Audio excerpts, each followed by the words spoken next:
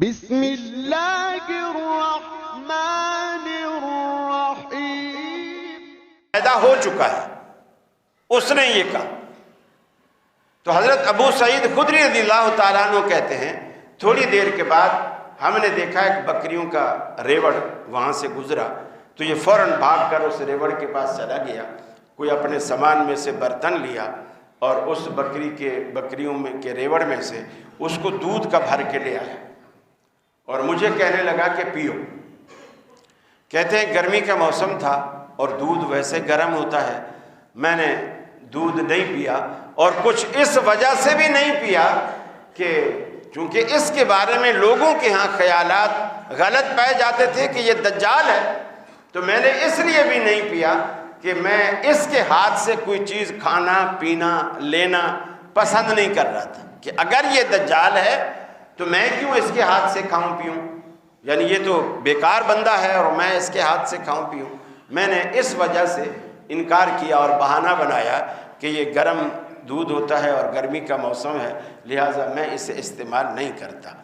لیکن رسول اکرم صلی اللہ علیہ وسلم نے جو صراحت بیان کی ہے وہ دجال کے بارے میں یہ بھی کہا ہے کہ اس کی ایک آنکھ بس ہوگی، بلکہ بعض روایات میں یہ بھی آتا ہے کہ اس کی وہ ایک آنکھ جس میں سے اسے نظر نہیں آئے گا وہ بالکل ایسے ہوگی جیسے آپ کے ہاں سندر خانی انگور ہوتا ہے، انگور کا اندر کا جو ڈھیلا ہوتا ہے تھوڑا لمبی شکل میں، وہ اس طرح اس کی ایک آنکھ ہوگی۔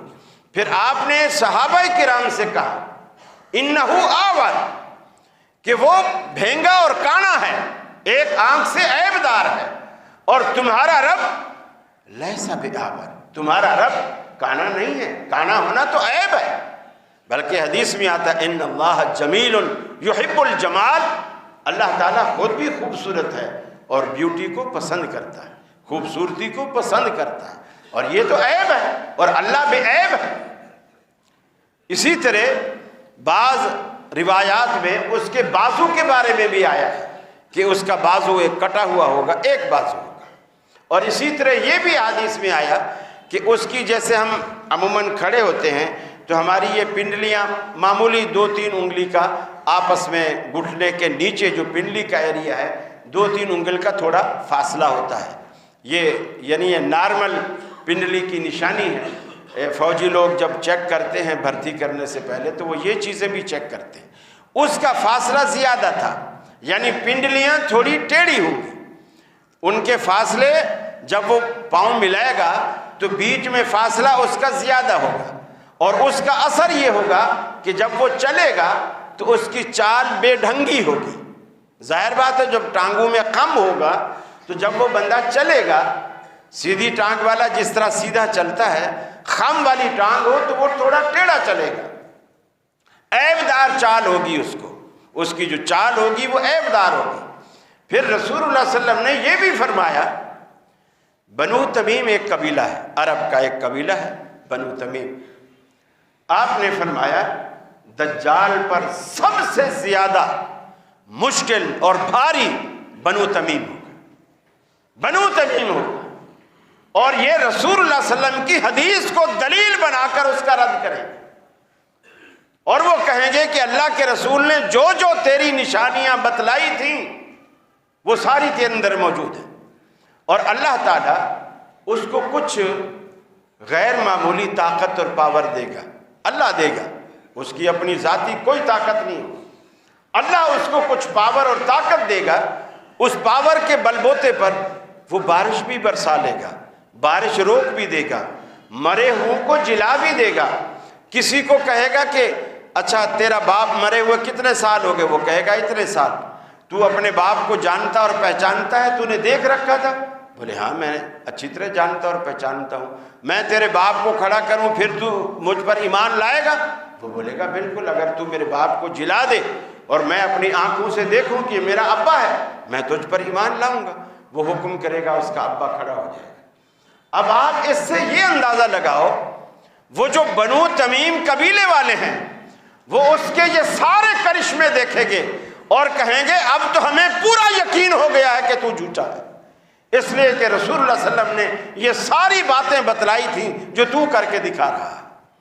یعنی حدیث کی وجہ سے وہ اس کے شر اور اس کے فتنے سے وہ محفوظ رہیں گے.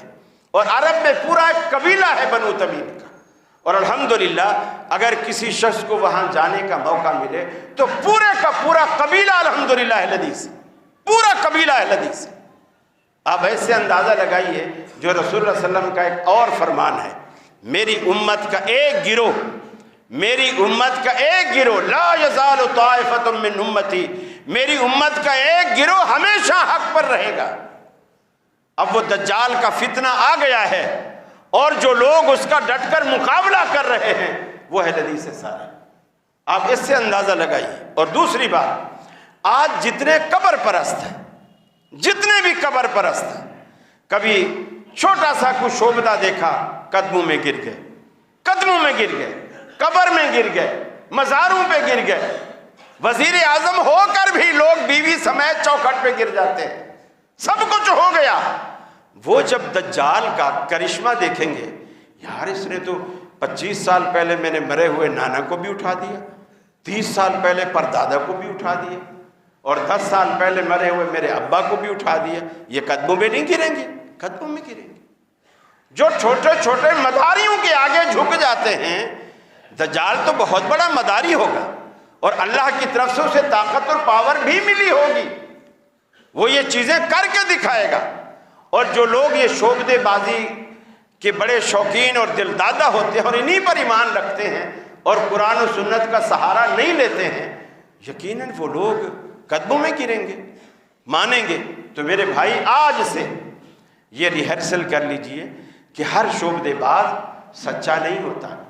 جس طرح دجال وہ جھوٹا ہے، دجال اس کو دجل کی وجہ سے کہا جاتا ہے، اس کی گمراہی کی وجہ سے کہا جاتا ہے. محدثین بھی بعض راویوں کو جو جھوٹے ہوتے تھے کہہ دیتے تھے فَهُوَ دَجَّالٌ مِنَ الدَّجَاجِلَةِ، یہ دجاجلہ جو ہے یہ دجال کی جمع ہے. تو وہ کہہ دیتے دجالوں میں سے ایک دجال، یعنی گمراہ آدمی ہے، جھوٹا ہے، فریبی ہے، مکار ہے، عیار ہے. رسول اکرم صلی اللہ علیہ وسلم نے جتنی باتیں، جتنی نشانیاں آپ نے بتلائی ہیں نا، وہ ساری کی ساری اللہ تبارک و تعالیٰ کی طرف سے وحی ہے. اس لیے کہ وحی کا علم ایک واحد علم ہے دنیا کے اندر جس میں نہ ملاوٹ ہے، نہ جھوٹ ہے، نہ جھوٹ کی کوئی آمیزش ہے، نہ اس میں غلطی کا امکان ہے. اللہ تعالیٰ جو کچھ اپنے پیغمبر کو دیتا ہے وہ بالکل ایسی کھری اور سچی بات ہوتی ہے کہ کوئی دوسری بات اس کے علاوہ ہو ہی نہیں سکتی. اللہ کے حبیب نے جو جو فرمایا ساری باتیں، حتیٰ کہ قیامت سے پہلے یہ تو رسول اللہ صلی اللہ علیہ وسلم کے وقت میں آپ کی حیات مبارکہ میں چاند 2 لخت ہوا، صحابہ نے دیکھا. تو میں عرض کر رہا تھا 2 گروہ، ایک شیعہ، ان کا نقطہ نظر یہ ہے مہدی پیدا ہوا اور وہ حضرت حسین کی اولاد میں سے ہے اور ان کا نام محمد ہے اور وہ ان کا 12واں امام ہے جو ابھی موجود نہیں، آئے گا. اور بعض کا یہ بھی نقطہ نظر ہے جو اصلی قرآن جو اہل بیت کی فضیلت سے بھرا ہوا ہے، وہ اصلی قرآن بھی اسی کے پاس غار کے اندر ہے اور وہ لے کر کے آئے گا. ایک دفعہ جہاں ٹی وی چینلوں پہ یہ بات نکل بھی گئی تھی اور پھر بعد میں اسے دبا دیا گیا. یہ جو میرے ساتھ پروگرام میں بھی بیٹھتے تھے شبیر حسن میسمی صاحب، انہوں نے کہا جی ہم نے ایک اصلی قرآن مجید دریافت کیا ہے اور یہ سوشل میڈیا پہ بہت وائرل ہوئی یہ بات، اور جو حضرت علی رضی اللہ تعالیٰ عنہ کے ہاتھ کا لکھا ہوا نسخہ ہے اور وہ اس نسخے سے جو اب موجود ہے اس سے بہت مختلف ہے، اس سے بہت مختلف ہے. ہم نے انگلینڈ کی کئی لائبریریوں سے اس کا پیپر وغیرہ یہ چیزیں ہم نے چیک کروائی کہ واقعی 1400 سال پرانا یہ پیپر معلوم ہوتا ہے. حالانکہ یہ پیپر اس زمانے میں پیپر کی یہ انڈسٹری تھی ہی نہیں، پیپر بنتے ہی نہیں تھے. صحابہ کہتے ہیں ہم کپڑوں پہ لکھتے تھے، چمڑے پہ لکھتے تھے، ٹوٹے ہوئے برتنوں پہ لکھتے تھے یا پھر یاد کرتے تھے. یہ کاغذ کی انڈسٹری نہیں تھی اس طرح کی کہ جو کہتے ہیں کہ ہم نے لیبارٹریوں سے چیک کروایا یہ 1400 سال پرانا کاغذ ہے. پھر بعد میں اس کو دبایا گیا اور ابھی بھی آپ دیکھیں مسلمانوں کے ساتھ، اہل سنت کے ساتھ کتنا بڑا ظلم ہو رہا ہے۔ پنجاب اسمبلی نے یہ قانون پاس کیا کہ جی صحابہ کرام کے بارے میں جو بھی گستاخی کرے گا، اہل بیت کے بارے میں جو بھی گستاخی کرے گا، وہ اس کی سزا پہلے 3 سال تھی، اب اس کو 10 سال سزا کر دی گئی ہے۔ اس پر سارے خوش ہیں سوائے ایک طبقے کے، وہ کہتے ہیں جی نہیں، یہ قانون جو ہے یہ ہمیں وہ کرنے کے لیے بھی تمہیں، وہ کہتے ہیں نا کہ دال میں کچھ کالا ہے، یہاں تو پوری دال ہی کالی ہے، تمہیں کس بات کا ڈر ہے؟ اگر صحابہ کرام کی عظمت کے حوالے سے کوئی قانون پاس ہوتا ہے تو تمہیں کس بات کا ڈر؟ اب وہ باتیں آہستہ آہستہ کھل رہی ہیں کہ جی ہمیں یہ ڈر ہے کہ تم ان لوگوں کو بھی صحابی کہلواؤ گے جو لوگ صحابی ہے ہی نہیں۔ ان کا اشارہ حضرت معاویہ، حضرت ابو سفیان کی طرف ہے کہ یہ لوگ نعوذ باللہ یہ تو صحابی نہیں تھے، اور تم لوگ پھر صحابی کہہ کر تم ہم پر گستاخی کا الزام لگاؤ گے، ہم ان کو نہیں مانتے۔ بلکہ اب جو کچھ ان کے ذاکر یہ بھی کہہ رہے ہیں ارے صحابہ تو دور کی بات ہے، ہم تو مسلمان بھی نہیں مانتے۔ استغفر اللہ ربی من کل ذنب واتوب الیہ۔ یہ حال ہے لوگوں کا۔ اب یعنی 2% بھی نہیں ہے لوگ، اور سنیوں پر اپنی ٹھونس رہے ہیں اور جما رہے ہیں، اور ہم ہیں کہ کچھ بھی نہیں کر رہے۔ سویڈن میں مسلمانوں کے مقدس کتاب، مسلمانوں کی قرآن مجید کے ساتھ کیا کیا گیا ہے؟ ہم کیا کر بیٹھے ہیں؟ کیا کر سکیں؟ ہماری حکومتیں کیا کر رہی ہیں؟ عرب دنیا کیا کر رہی ہے؟ اس احتجاج میں ہم نے کیا، اس کے بدلے میں ہم نے کیا کیا؟ حالانکہ مسلمان کبھی بھی کسی کی مقدسات کے خلاف اس طرح بات نہیں کرتے۔ مسلمان عیسیٰ علیہ السلام کو کبھی برا بھلا نہیں کہا، تورات انجیل کو ہم کچھ نہیں کہتے، بلکہ ابھی ہماری اسمبلیوں کا یہ حال ہے، ہمارے لوگوں کا یہ حال ہے۔ ایک عیسائی مسلمان ہوا ہے کچھ عرصہ پہلے، اور اس کے ساتھ اس کی پوری ایک کمیونٹی ہے جو مسلمان ہوئی، اور مسلمان ہونے کے بعد وہاں لاہور میں اجلاس رکھا گیا، کچھ عورتوں کو بھی بلایا گیا۔ باہر دنیا والے یہ کہتے ہیں کہ یہ لوگوں کو زبردستی مسلمان کرتے ہیں۔ انہوں نے اسٹیج پہ آ کر بتایا کہ ہم خوشی سے سمجھ کر، بغیر کسی لالچ کے، بغیر کسی ڈر اور خوف کے ہم مسلمان ہوئے ہیں، لیکن ان کو اسٹیج سے اتار دیا گیا۔ عورت کو اتار دیا گیا، پردے والی عورت، اس نے کہا کہ ہمیں کسی نے زور زبردستی نہیں کی، نہ کوئی زور زبردستی سے لایا۔ یہ طاہر اشرفی جیسے، جسے کہتے ہیں، دیکھیے دنیا میں 3 طرح کے علماء ہیں، 3 طرح کے، اس کو بھی اپنے دل و دماغ میں بٹھا لیجیے۔ 3 طرح کے علماء، ایک علماء حکمران کے ہوتے ہیں، ایک علماء حکمران کے ہوتے ہیں، جو اوپر سے آرڈر آئے گا وہی کہیں گے، جی حضور، جی حضور، جی سر، یس سر، یس سر، نو سر تو ہے ہی نہیں، یس سر۔ یہ حکومتی علماء، یہ ہر دور میں رہے ہیں، ابو الفضل فیضی جیسے۔ اور ایک علماء عوام کے علماء ہیں۔ وہ عوام کے علماء کیا کرتے ہیں؟ وہ عوام کی ڈیمانڈ دیکھتے ہیں، پبلک کس چیز کو چاہتی ہے، مارکیٹ میں وہ چیز لائیں گے۔ پبلک کیا پسند کرتی ہے، مارکیٹ میں وہ چیز لائیں گے جو لوگوں کو پسند ہو، تاکہ میری واہ واہ ہو، اور لوگ کہیں گے کیا بات ہے اس مولوی کی، جی یہ مزہ آ گیا، بس مزہ آ گیا۔ یہ عوام کے مولوی ہیں۔ اور ایک مولوی ہوتے ہیں جو دین کے ہوتے ہیں، انہیں اس سے پرواہ نہیں حکومت کیا کہتی ہے، عوام کیا چاہتی ہے، انہیں یہ پرواہ ہوتی ہے اللہ کیا چاہتا ہے۔ وہ دین کے عالم ہوتے ہیں، اور صحیح معنوں میں یہی وہ لوگ ہیں جن کے پاس علم نافع ہوتا ہے، جو اللہ کے حبیب نے فرمایا کہ نفع دینے والا علم اللہ ہمیں عطا کر دے، وہ ان لوگوں کے پاس وہی نفع دینے والا علم ہوتا ہے۔ ورنہ علم تو بہت ہے، جادو بھی ایک علم ہے، لیکن نرا شر ہے، نرا فساد ہے، دوسرے کو نقصان پہنچانے والا ہے۔ میرے بھائی، رسول اکرم صلی اللہ علیہ وسلم نے فرمایا امام مہدی حضرت حسین کی اولاد سے نہیں، حضرت حسن کی اولاد سے، حضرت حسن کی اولاد سے ہوگا، حضرت حسین کی اولاد سے نہیں۔ پھر وہ پیدا ہو کر غار میں نہیں چھپا ہوا، پیدا ہوگا، آئے گا۔ یہ فرق ہے بنیادی طور پر۔ اور جب چھپا ہوا ہے، تمہیں پتہ بھی ہے غار میں چھپا ہوا ہے، تم نکال کیوں نہیں لیتے؟ تم نکال کیوں نہیں لیتے جب تمہیں غار کا بھی پتہ ہے، اس کے چھپنے کا بھی پتہ ہے، قرآن کے اصلی نسخے کا بھی پتہ ہے کہ جی اس کے پاس ہے، تم نکال کیوں نہیں لیتے؟ دنیا کے سامنے لے کیوں نہیں آتے؟ اس نسخے کو بھی، اس امام کو بھی دنیا کو دکھاؤ، چھپا کے کیوں رکھا ہوا؟ میرے بھائی، بہت ساری باتیں ہیں جو یقین مانیے ہماری کمزوری کی وجہ سے ہم صحیح معنوں میں مسلمان ہے نہیں، کہلاتے ہیں صحیح معنوں میں ہم مسلمان ہے نہیں، اور جب ہے نہیں تو اس لیے کفر دندن آتا ہے، وہ ہم پر غالب آتا ہے، ہم پر غالب آتا ہے۔ کوئی قرآن کی بے حرمتی کر رہا ہے، کوئی صحابہ کی بے حرمتی کر رہا ہے، کوئی کسی صحابی کو صحابی کا مسلمان ماننے کو تیار نہیں ہے، اور ہم سب خاموش تماشائی ہیں، کیونکہ ہم نے ووٹ لینے ہوتے ہیں، ہم نے ووٹ لینے ہوتے ہیں، اس لیے مجمع کو خوش کرتے ہیں، لوگوں کو خوش کرتے ہیں، لوگوں کا ساتھ دیتے ہیں، جس کی اکثریت ہو وہی بولی بولتے ہیں۔ اور اللہ کا قرآن کیا کہتا ہے؟ فرمایا ما آتاکم الرسول فخذوہ وما نہاکم عنہ فانتہوا۔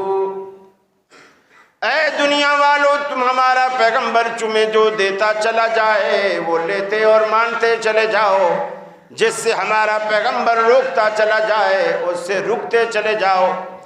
دو نظریے دنیا کے اندر، ایک اہل تشیع کا اور ایک اہل سنت کا، اور تیسرا نظریہ امام مہدی کے بارے میں منکرین حدیث کا ہے کہ میاں یہ تو ہے ہی فرضی قصہ، یہ ہے ہی فرضی، مولوی نے بنا رکھا ہے، کوئی مہدی وادی نہیں، کوئی نہیں آنے والا کچھ، یہ ساری روایتوں میں جو حدیثوں میں آیا ہے سب ضعیف موضوع اور من گھڑت باتیں ہیں، کوئی مہدی نہیں آئے گا۔ یہ تیسرا نقطہ نظر ہے، جس کے آج کل آپ کے غامدی صاحب بھی جو روز ٹی وی پہ برآمدمان ہوتے ہیں، یہ بھی اسی کے قائل ہیں اور اسی نقطہ نظر کو پروموٹ کرتے ہیں کہ امام مہدی نام کی کوئی چیز نہیں، جبکہ رسول اللہ صلی اللہ علیہ وسلم نے فرمایا، بتلایا کہ مہدی ہے، آئے گا، اور اس طرح دنیا ظلم اور بربریت میں ڈوب چکی ہوگی، اور وہ آئے گا اور اللہ کے دین کو اس طرح نافذ کرے گا کہ دنیا کو انصاف اور عدل سے اس طرح بھر دے گا کہ جس طرح وہ ظلم اور جور سے مولیت کما مولیت ظلم و جورا، جس طرح ظلم اور بربریت سے پہلے دنیا بھری ہوئی تھی، اسی طرح وہ انصاف اور عدل سے دنیا کو بھر دے گا، اور وہی دور ہوگا، عیسیٰ علیہ السلام بھی آ جائیں گے، اللہ وہ خیر و برکت دے گا، خیر و برکت دے گا، ایسی خیر و برکت دے گا کہ ہر بندہ جو کسی کا باغ بھی ہوگا نا اناروں کا، فرمایا ایک انار توڑ کے لائے گا تو پورے خاندان کو ایک انار کافی ہوگا، وہ اتنا بڑا انار ہوگا، جب اس کو بیچ میں چیر کر اس کو کھولے گا، کھول کے کھڑا کریں گے تو اس کے خول سے، انار کے خول سے پورے خاندان کے رہنے کا خیمہ بن جائے گا۔ اللہ رب العالمین وہ دور کتنا امن والا دور ہوگا۔ پھر فرمایا رفتہ رفتہ جب سیدنا عیسیٰ علیہ السلام بھی چلے جائیں گے، عیسیٰ علیہ السلام بھی 40 سال تک یہاں رہیں گے، شادی بھی کریں گے، ان کے بچے بھی ہوں گے، اور دجال وہ لاولد ہوگا، اس کی کوئی اولاد نہیں ہوگی۔ ابن سیاد کی اولاد تھی، اس کا مطلب ہے وہ نہیں تھا، وہ نہیں تھا، دجال کی کوئی اولاد نہ ہوگی، لا ولد ہوگا، بے اولاد ہوگا۔